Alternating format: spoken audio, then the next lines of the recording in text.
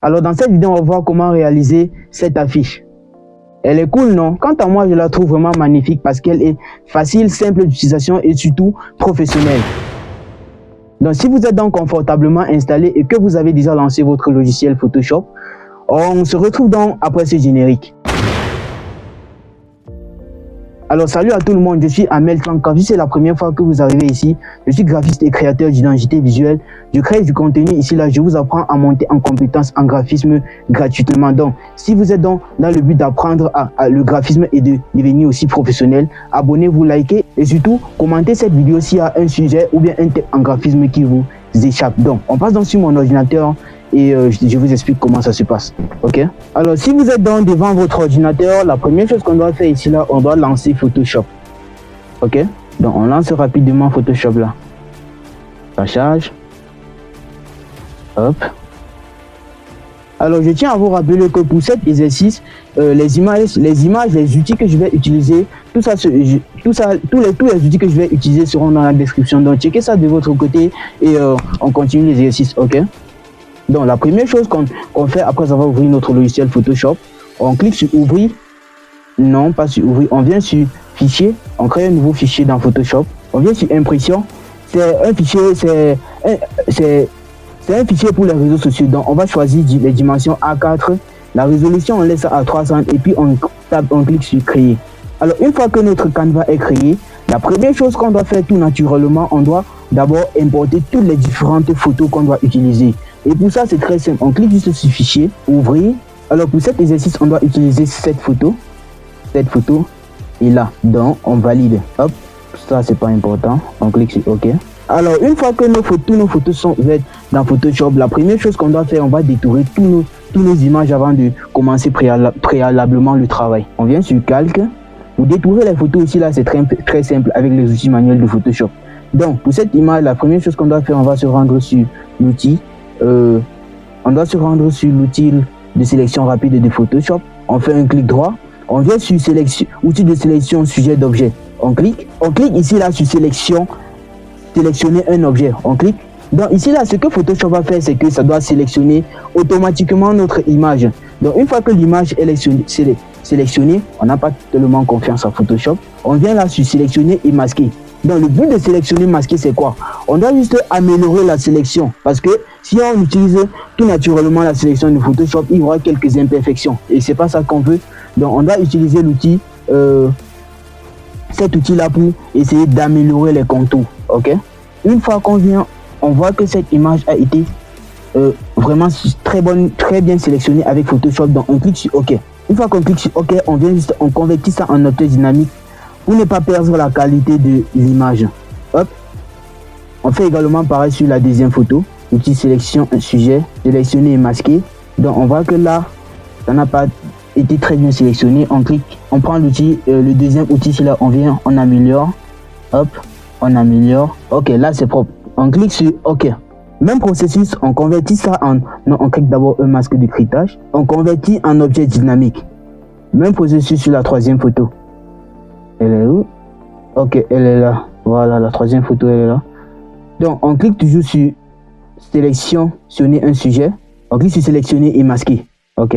Au niveau de la chevelure, il y a un problème. Donc, on améliore. Et puis, on valide. On crée un masque de cryptage. On convertit toujours en objet dynamique.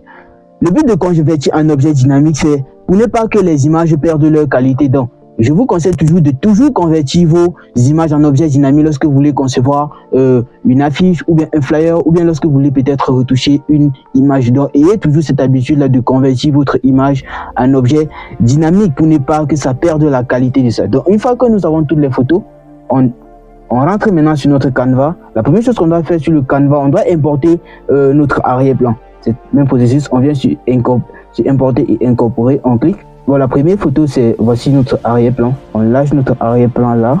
Ok, on voit que une fois que l'arrière-plan a été importé dans Photoshop, on doit améliorer l'arrière-plan. On rentre avec ceci là. Hop, on pixelise d'abord l'arrière-plan parce qu'elle est tellement grande. On doit un peu la couper. On prend cet outil, on sélectionne. Donc une fois qu'on a converti en objet dynamique, on peut couper l'image comme on veut. On peut parallèlement modifier ça à notre guise. On vient là avec ce même outil, on clique, on fait un clic droit, on fait sur remplir, on laisse ça sur contenu pris en compte parce que si on change ça sur contenu pris en compte, ça ne sera pas bon. Donc on laisse ça sur contenu pris en compte car ça, Photoshop doit automatiquement remplir cette partie là. On clique sur OK, ça charge et puis voilà, c'est rempli. Donc la deuxième chose qu'on doit maintenant faire, on doit importer toutes nos images dans notre Canva. C'est très simple, on vient sur notre image en question, on fait CTRL S, rassurez-vous d'avoir la version AZERTY, c'est-à-dire le clavier français. On fait CTRL V, on fait CTRL S, on fait CTRL B. On revient sur la troisième photo, on fait CTRL S, on revient sur notre Canva, et puis on fait CTRL V. Donc, on doit donc parallèlement modifier la taille et l'agrandissement de ces photos, parce qu'ils n'ont pas la même taille. Donc, ce qu'on va faire, c'est que notre monsieur celui-là, il doit rester à droite, ce monsieur à gauche, et cette jolie demoiselle doit rester au premier plan, c'est-à-dire elle doit être la personne centrale de la photo. On doit agrandir. Là, on agrandit, je pense qu'on peut la laisser comme ça. OK. Et monsieur, on agrandit également. Je pense que la photo est tellement longue. Donc, ce qu'on peut faire, même processus, on vient faire un clic droit, on pixelise la photo, et puis on choisit cet outil-ci là, outil rectangulaire de sélection. Donc, on clique là, et puis on doit couper l'image parce qu'elle est tellement grande. On appuie sur Delete. Une fois que l'image, ça c'est propre, c'est maintenant propre. Donc, la photo de gauche, elle est où la photo de gauche? Je pense qu'elle est là. On fait un clic, CTRL-T. On agrandit. Good. C'est propre. C'est propre. Ce monsieur également, on doit l'agrandir. Il faut que l'agrandissement soit proportionnel parce que il faut qu'on ait vraiment l'impression qu'on les a filmés là-bas. Ok, je pense que c'est bon. La chose qu'on doit faire ici, là, on doit d'abord venir, on doit essayer d'organiser nos différents calques. On sélectionne tous les calques, on fait CTRL-G. On voit que si on fait CTRL-G, on a inséré tous nos différents calques dans un groupe. Et c'est dans ces groupes-là que nous allons utiliser pour travailler. Donc, une fois qu'on a fait ça, la deuxième chose qu'on doit faire, on doit appliquer une espèce de dégradé. Donc, pour ça, on doit venir sur l'outil de masque de cryptage. On crée un masque de fusion, pardon. On crée un masque de fusion. Ok, on vient ici sur l'outil dégradé. On clique sur l'outil dégradé. On prend le dégradé, un seul basique, c'est-à-dire un seul ton. On clique là. On choisit, on change la couleur ici là. On met la couleur noire. On descend jusqu'en bas. On valide. Ok. Donc une fois qu'on a validé, on clique sur OK. Donc ce qu'on va faire maintenant à présent, c'est quoi? On doit essayer d'appliquer notre dégradé sur l'image. Pour un dégradé de meilleure qualité, je vous conseille de maintenir la touche Shift afin d'avoir un dégradé propre. Le but c'est pas de trop dégrader. Ok, on lâche. Donc la chose qu'on doit donc maintenant faire, on doit créer un nouveau calque. Donc après avoir créé le calque, on vient sur l'outil outil pinceau, on clique et puis on vient, on change la couleur, on laisse la couleur bleu blanche. Donc le but ici là, c'est que ici en dessus, ça doit être la couleur blanche et en dessous également doit être une couleur blanche. On vient choisir un type de pinceau. On prend ce pinceau, c'est pas grave, on utilise ça. Le but c'est de dégrader tout en gardant un sens professionnel. On dégrade. On doit éviter que ça touche nos différents personnages. On dégrade. On donne vraiment l'impression que ces personnages ont été filmés là-bas. Ok. N'hésitez pas de mettre la vidéo en boucle, c'est-à-dire de regarder plusieurs fois si vous n'avez pas compris une technique. On dégrade. Good. Ok, une fois le dégradé terminé, la chose suivante qu'on doit faire ici, là, on doit d'abord importer notre rideau. C'est important d'abord d'importer le rideau. Ok, c'est ce rideau-là. Good, on doit sélectionner. Même processus de sélection. On vient ici là se sélectionner un sujet, on clique. Non, je pense que ça c'est pas l'outil adapté pour ça. Donc on vient ici là, on fait clic droit sur l'outil sélectionner sujet. On vient ici là sur outil de sélection rapide, on fait un clic droit. Donc je pense qu'on doit sélectionner ça manuellement. On clique, on maintient, on sélectionne jusqu'à ce que tout notre objet ici là soit sélectionné. On crée un masque de cryptage parce qu'on doit utiliser uniquement un côté. On doit aussi dupliquer ça facilement et rapidement. Convertir toujours en objet dynamique.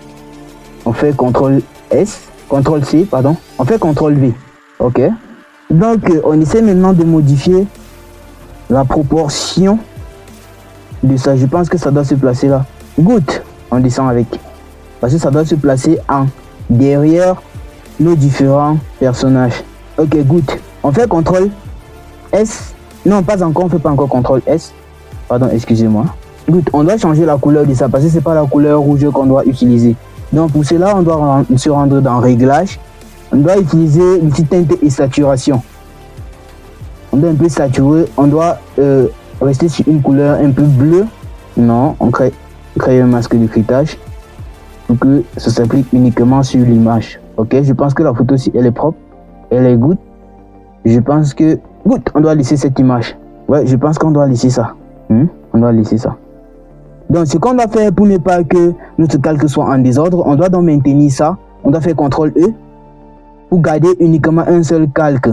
On doit faire CTRL J, on maintient ça là maintenant Shift. On vient sur édition, transformation, symétrie, axe horizontal. Ok, donc une fois qu'on a cliqué sur symétrie axe horizontal, on voit que ça a proportionnellement changé de direction. Donc la chose suivante qu'on doit faire, on doit d'abord essayer d'insérer tous nos différents titres qui sont de voir déjà à quoi doit ressembler notre flyer. Donc je vais dire, on doit directement le faire. On importe d'abord notre logo, fichier, importer et incorporer. On met le logo au premier plan. On doit éviter que ça subisse ces différents retouches. Oh, qu'est-ce que j'ai fait? CTRL Z. Good, je pense qu'à cette taille, c'est bon. Soit alors on doit essayer de diminuer encore. Je pense que là c'est bon. Le visuel ressemble déjà à quelque chose. Et on continue, on doit donc insérer notre grand titre. Louange. Je pense qu'on doit insérer louange ici là. On agrandit, question de voir à quoi ça ressemble à peu près. Non, je pense que les personnages sont tellement présentes sur le flyer. Donc ce qu'on doit faire, c'est que on descend, on réduit encore un peu l'image de nos personnages. Je pense que à cette taille, c'est bon. On doit donc insérer notre grand titre là. Louange. Le grand titre ici là, c'est louange. Oui, on a grandi. Je pense que elle est tellement grande. On diminue encore un peu. Je pense qu'à cette taille, on doit laisser non. C'est trop. À cette taille, on laisse. Je pense que ça, c'est pas du tout professionnel. Ce qu'on doit faire, c'est qu'on doit insérer notre texte dans un rectangle afin que ce soit tellement professionnel. Vous voyez? On ferme le contour. Hop, le fond. On applique un dégradé. Le dégradé, on choisit ce type de dégradé. Je pense que là, ça fait l'affaire. Dégradé orange ici là. On doit appliquer ce dégradé. Un clic sur on valide. On vient au premier plan. Et notre louange doit monter au premier plan. Good. On voit que ça ressemble déjà à quelque chose. Notre flyer commence déjà à changer. Il y a un titre qui entre là. Hop, on insère encore un texte. Église victorieuse du Christ. Donc on laisse canonique, mais on va changer la taille. Je pense qu'on peut laisser light italique. Je pense que light italique fera largement l'affaire. On change la couleur, on met la couleur en noir. Ok. 8. Non, on peut peut-être. C'est tellement long. C'est super, c'est super. Je pense que la taille du logo, on doit changer la couleur. On doit mettre la couleur blanche. On vient sur image, réglage, contraste et luminosité. On coche utilisation de l'algorithme hérité. Et on monte la luminosité. On monte également la contraste. On valide. Ok. Donc on voit que notre flyer change déjà. Ça ressemble déjà à quelque chose. Donc en bas il y a encore un titre qu'on doit appliquer là. On vient, on duplique ici. On doit modifier. louange et adoration. Prière et adoration. On fait CTRL-C. On met en noir, on met la couleur en noir. Ok, on lâche. On change la police. Je pense qu'on peut laisser à semi-ball. Semi-ball fera largement l'affaire. Non, c'est trop petit. On laisse à ball italique. Non, ça fait c'est pas professionnel. Extra ball, ouais, je pense que là, ça fera largement l'affaire. On agrandit un peu. Et puis, on lâche. On voit que notre flyer ressemble déjà à quelque chose. Donc, la chose qu'on doit maintenant faire, après, on doit donc appliquer, on doit donc essayer d'occuper cette partie avec les différents textes. On doit insérer le thème là. Donc, la chose qu'on doit faire, on doit insérer notre thème là, le grand titre, les sous-titres là. On vient ici là, on descend avec ce rectangle, on réduit, thème, non, le thème, la taille, on réduit la taille, on réduit la taille. Je pense que ce rectangle, on doit encore un peu positionner. Hop, là c'est good, là c'est propre. Ok, on doit insérer le thème. On vient là, on cherche le thème. Le thème c'est repentez-vous. CTRL-C. Et là, CTRL-V. On agrandit encore un peu le rectangle. Je pense que si ça c'est tellement large, on peut déjà faire un clic. On peut déjà essayer de sélectionner tout ça et puis on met dans un groupe. Non, on met ça dans un groupe. On fait un clic droit.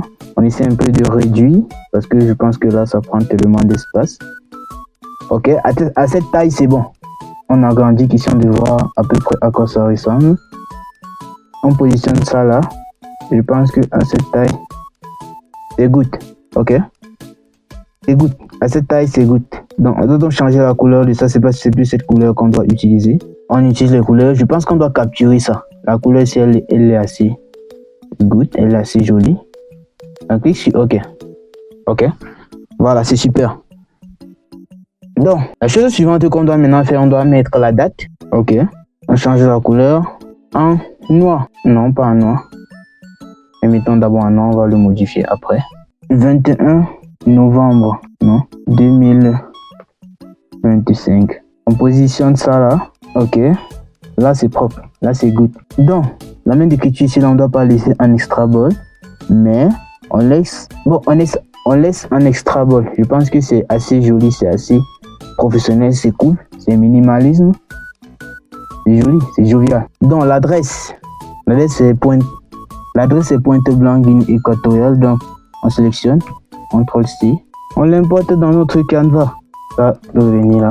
Donc on change la main d'écriture. On va pas laisser un extra ball, mais il faut quelque chose de moins solide. On peut laisser un extra italique. Je pense que là ça entre. Non, c'est un peu trop. On laisse en bol. Ouais, je pense que bol doit largement faire l'affaire.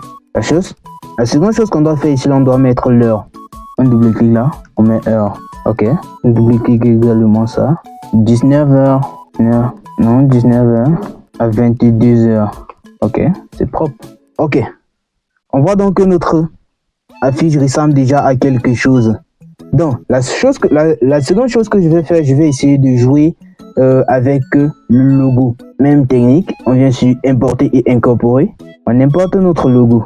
Donc jusqu'ici là maintenant, on ne doit pas utiliser tout le logo vu qu'il y a déjà le logo au début. On va plus utiliser le logo à la fin. Donc ce qu'on va faire, c'est qu'on doit uniquement utiliser le logo. On ne va pas utiliser le nom. Donc pour ça, on doit pixeliser le calque.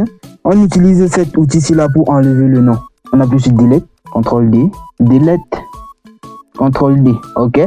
On voit que là, on vient d'enlever le nom sur le logo sans tout. On vient d'enlever le nom sur le logo sans toutefois dénaturer le logo. Donc ce qu'on va faire, c'est que on va un peu essayer de jouer avec notre logo. Question d'avoir moins d'espace sur l'affiche, parce que quand il y a encore trop d'espace sur l'affiche, c'est plus bien. Et quand il y a encore moins d'affiches sur moins d'espace sur le flyer, c'est pas toujours bien. Ok, c'est good. Je pense que on met l'autre là, c'est propre, ça marche. On doit donc mettre tous les sous-titres ici là dans un groupe. Question de manier ça aussi facilement et rapidement. Thème, Ok, on fait CTRL-G. On vérifie si c'est tout. Good, c'est tout l'élément. Donc on fait CTRL-T. On essaye de positionner ça de sorte que ce soit proportionnellement aligné. Ok. On peut redescendre encore un peu avec. Good, on lâche ça comme ça. Je pense qu'il y a encore une dernière chose à faire.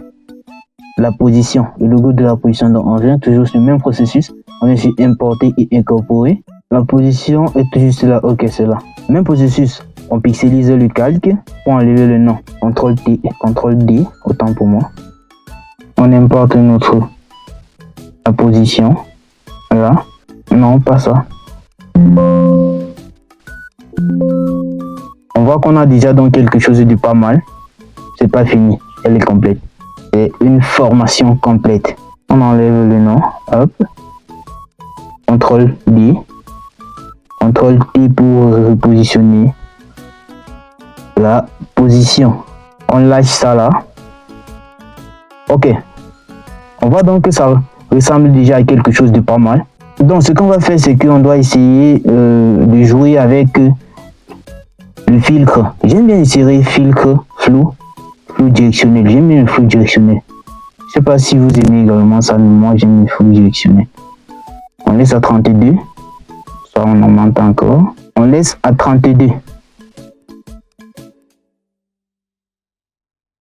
Aussi. Good. On voit que ça a changé naturellement les effets. Donc ce qu'on a maintenant à faire, on doit rajouter le nom des différents personnages. On prend ceci, on réduit. Ok, on lâche ça ici. Si c'est trop, on réduit encore un tout petit peu. Là c'est good, là c'est propre. On change la couleur. Good, on laisse cette couleur-ci. Et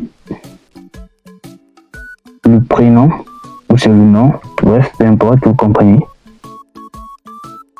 Ok, on change la couleur. Là, on doit mettre une couleur noire. On change la même d'écriture. On prend canite, mais on prend italique. Ouais, je pense que italique, ça marche. Ça marche plutôt très bien. On laisse ça là. Et on laisse ça là. On change dans le nom des différents personnages. Révérend Hermine Tayan. Madame Hermine. Le nom Tayan. Good. Le dernier personnage c'est Fernando. Ok. Fernando. Je pense que c'est Gansop. Alors. C'est propre. C'est vraiment cool. Je pense que ça ressemble déjà à quelque chose, mais on n'a pas encore terminé. Je vous ai dit c'est complet. Donc ce qu'on doit faire maintenant, on doit essayer de mettre un espèce de flou sur l'arrière-plan, parce que lorsqu'on regarde un peu ça, c'est un peu ennuyant, mais ce qu'on va un peu faire pour corriger ça, on doit mettre un flou sur l'arrière-plan. Donc on vient sur filtre, flou gaussien. On doit insérer un flou gaussien. Je pense qu'on peut laisser à 7.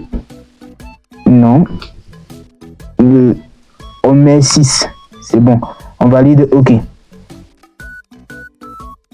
Good. On voit que notre affiche ressemble déjà à quelque chose. Donc, ce qu'on doit faire encore maintenant, on doit essayer. Sur ce grand titre, on doit essayer de mettre l'ombre afin que on puisse le ressentir de très loin. OK. On valide. OK. Bien, on voit que notre affiche ressemble déjà à quelque chose. Ce qu'on doit maintenant faire, on doit corriger la photo des différents personnages. On vient sur filtre caméra rend. On vient sur détail, on augmente la netteté, la résistance de bruit également on augmente, la résistance de bruit de la couleur on augmente, et puis on valide sur OK. Bon, on ne ressent pas trop, mais on ressent quand même. On applique ça sur toutes les photos.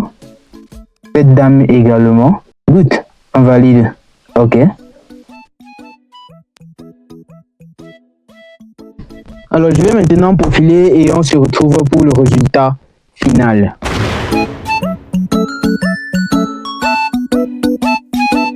Bien, nous sommes donc arrivés à la fin de cette vidéo.